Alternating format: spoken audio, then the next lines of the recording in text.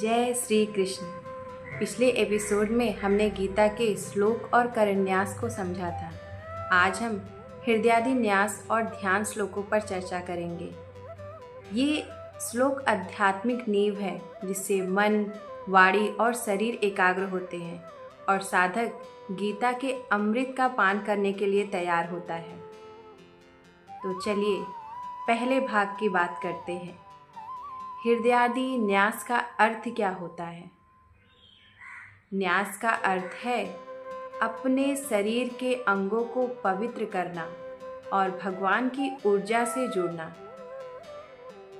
हृदयादि न्यास में हम गीता के श्लोकों को उच्चारण करते हुए हृदय, सिर, नेत्र आदि पर ध्यान केंद्रित करते हैं। जैसे नैनम छिन्दन्ति शस्त्राणि नैनम दहति पावकः इति हृदयाय नमः।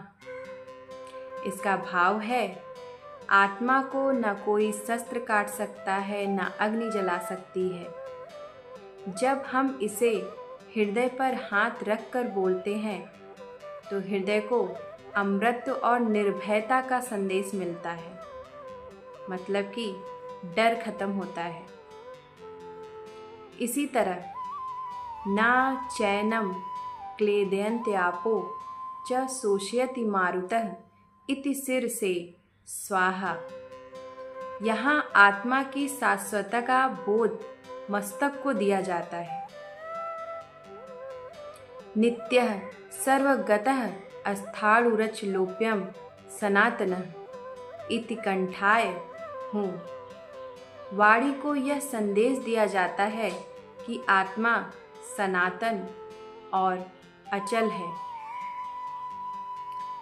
हृदयादि न्यास का महत्व क्या होता है, अब इसके विषय में हम जानते हैं।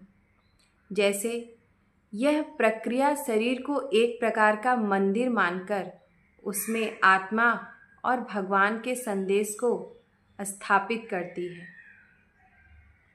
जब गीता का संदेश हमारे हृदय, मस्तक, नेत्र और कंठ से होकर गुजरता है तो उसका असर केवल पढ़ने या सुनने तक नहीं रहता, बल्कि वो अनुभव बन जाता है।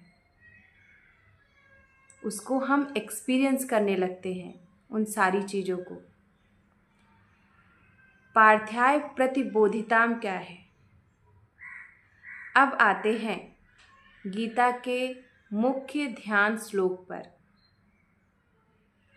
ओम पार्थ्याय प्रतिबोधिताम भगवता नारायणेन स्वयं व्यासेन ग्रथिताम पुराण मुनिना मध्ये महाभारतम अद्वैततामृतवर्षिणी भगवद्गीता मष्टदशाध्या यिनि अम्ब त्वामनुसंदधामि भगवदिते भवदेशिणम्।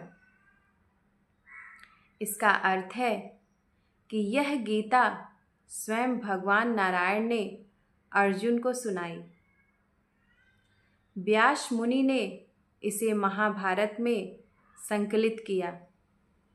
यह 18 अध्याय वाली भगवद गीता अद्वैत रूपी अमृत बरसाती है।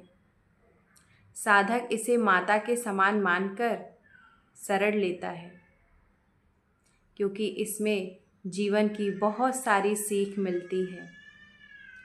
व्यास स्तुति। इसके बाद आता है व्यास जी को प्रणाम करने का श्लोक। नमो अस्तुते व्यासम विशाल बुद्धे फुल्लारवीन दायत पत्र नेत्र येन त्वया भारत तैल पूर्या प्रजाविलितो ज्ञानमयः प्रदीपम।